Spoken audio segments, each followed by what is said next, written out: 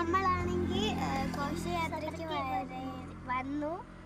അപ്പോൾ ഇന്ന് സമ്മാനം വാങ്ങിക്കുകയൊക്കെ ചെയ്യും. നമ്മൾ രണ്ടുപേരും പാടാനും പിന്നെ പ്രസംഗത്തിനും അങ്ങനെ കുറേ ഉണ്ടായിരുന്നു. അതിനുള്ള വീഡിയോ ഒക്കെ നമ്മൾ ഇടുന്നതായിരിക്കും കേട്ടോ. ലൈക്ക് ചെയ്യുക, ഷെയർ ചെയ്യുക, സബ്സ്ക്രൈബ് ചെയ്യുക.